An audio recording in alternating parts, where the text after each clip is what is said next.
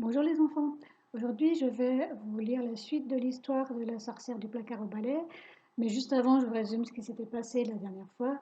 Donc la personne qui raconte, c'est quelqu'un qui a acheté une petite maison, pas chère du tout, chez un notaire. Donc dans cette maison il y a une cuisine, un salon, une salle de bain, les toilettes, la chambre et un placard au balai. Alors le problème, c'est que cette maison est hantée et quand on chante une petite chanson, eh bien il y a une sorcière qui sort du placard au balai et la petite chanson c'est sorcière, sorcière, prends garde à ton derrière.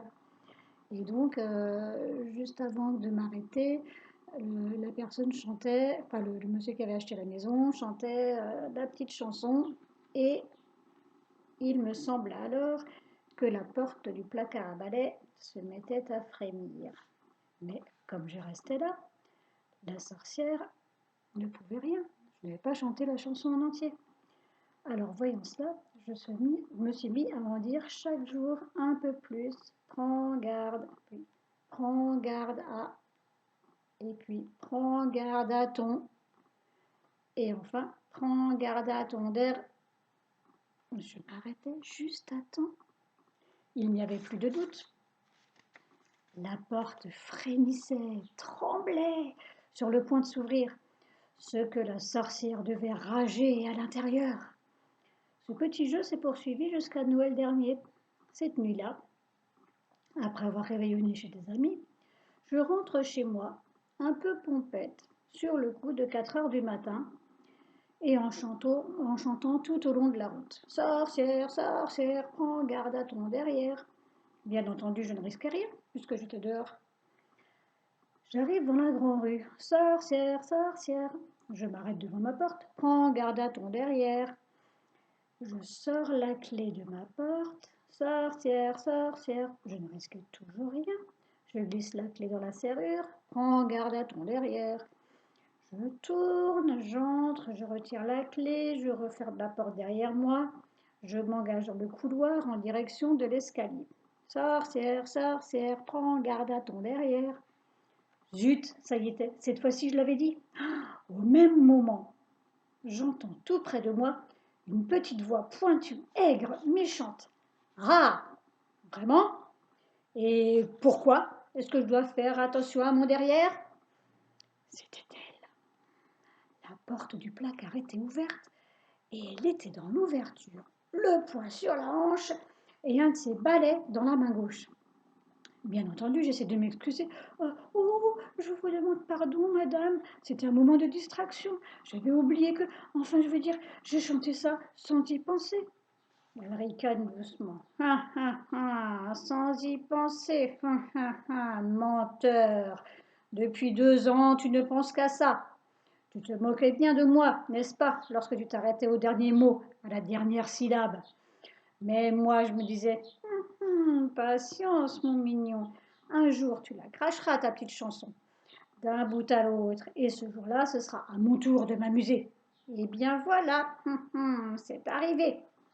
Moi, je tombe à genoux et je me mets à supplier. Pitié, madame, ne me faites pas de mal. Je n'ai pas voulu vous offenser. J'aime beaucoup les sorcières. J'ai de très bonnes amies sorcières. Ma pauvre mère elle-même était sorcière. Si elle n'était pas morte, elle pourrait vous le dire. Et puis d'ailleurs, c'est aujourd'hui Noël. Vous ne pouvez pas me faire disparaître un jour pareil. La sorcière me répond, ta, je ne veux rien entendre. Mais puisque tu as la langue si bien pendue, je te propose une épreuve. Tu as 3 jours pour me demander 3 choses. 3 choses impossibles. Si je te les donne, je t'emporte. Mais si une seule des 3, je ne suis pas capable de te la donner, alors je m'en vais pour toujours et tu ne me verras plus. Allez, je t'écoute. Moi, pour gagner du temps, je lui réponds, je sais pas, j'ai pas d'idée, il faut que je réfléchisse. Laissez-moi la journée. C'est bon, dit-elle. Je suis pas pressée. À ce soir. Et elle disparaît. Pendant une bonne partie de la journée, je me tâte, je me creuse, je me fouille les méninges et tout à coup, je me souviens que mon ami Bachir a 2 petits poissons dans son bocal et que ces 2 petits poissons, m'a-t-il dit, sont magiques. Sans perdre une seconde, je fonce rue Broca et je demande à Bachir. Ah, hé Bachir, tu as toujours tes deux petits poissons? Oui, dit Bachir, pourquoi? Parce que dans ma maison, il y a une sorcière, une vieille, une méchante sorcière. Ce soir, je dois lui demander quelque chose d'impossible, sinon elle m'emportera. Tes petits poissons pourraient peut-être me donner une idée. Sûrement, dit Bachir. Je vais les chercher. Bachir s'en va dans l'arrière-boutique, puis il revient avec un bocal plein d'eau dans lequel nagent deux petits poissons, l'un rouge et l'autre jaune tacheté de noir. C'est vrai qu'ils ont l'air de petits poissons magiques. Je demande à Bachir. Allez, maintenant, parle-leur. Non, répond Bachir. Je ne peux pas leur parler moi-même. Ils ne comprennent pas le français. Il faut un interprète. Mais ne t'en fais pas, j'en ai un. Et voilà mon Bachir qui se met à chanter. Petite souris, petite amie, viens par ici, parle avec mes petits poissons et tu auras du saucisson. À peine a-t-il fini de chanter qu'une adorable souris grise arrive en trottinant sur le comptoir.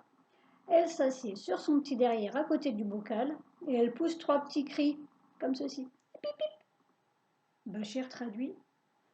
Elle dit là qu'elle est prête. Raconte-lui ce qui t'est arrivé. Je me penche vers la souris et je lui raconte tout. Le notaire, la maison, les voisins, le placard, la chanson, la sorcière et l'épreuve qu'elle m'a imposée. Après m'avoir écouté en silence, la souris se retourne vers les deux petits poissons et leur dit dans sa langue pipi, pipi, pipi, pipi, ripipi, ripipi, pipi, et comme ça pendant 5 minutes. J'arrête pour aujourd'hui. La suite, un autre jour.